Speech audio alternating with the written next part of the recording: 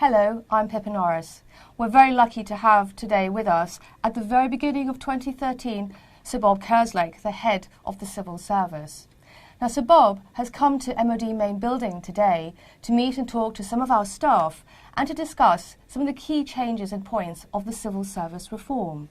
So, Sir Bob, welcome. Thank you.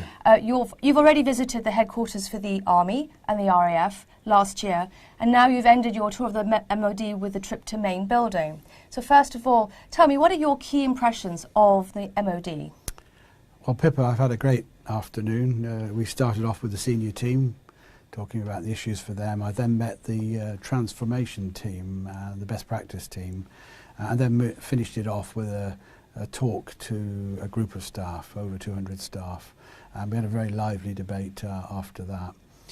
What I found really is a very big and complex organisation going through a very important change programme, because clearly what defence does is massively important to this country.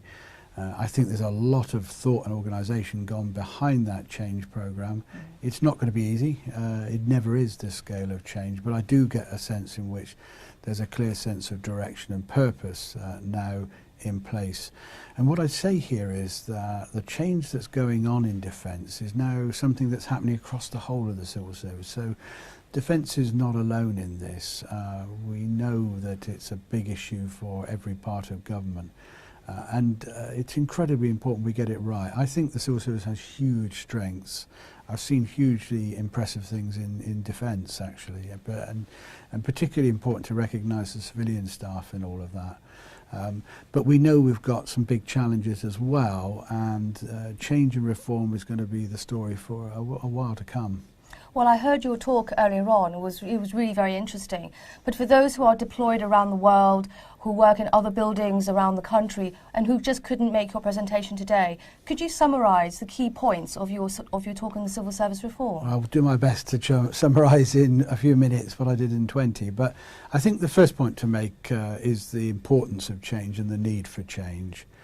Secondly, to say that we're more likely to get this right if we work together across the civil service, departments working in collaboration, identifying the common issues.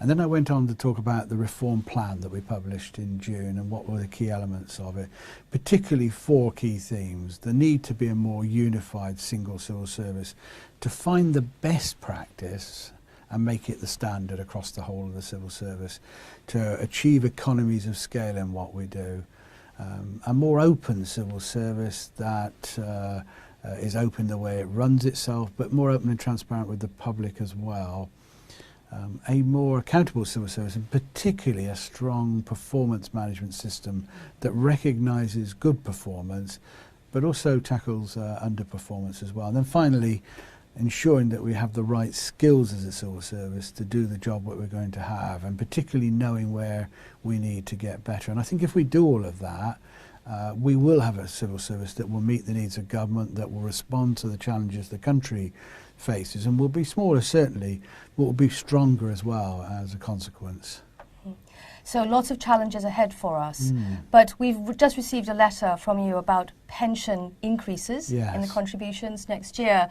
On top of a 3-year pay freeze, what are your messages for civil servants? Well, I think, of course, this is a challenging time for everyone in the period where government are needing to make some pretty tough decisions.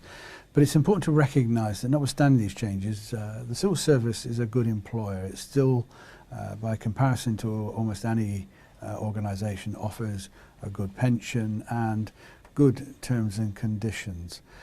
But the reality is that alongside these financial challenges for government, we are all living longer. That's a good thing.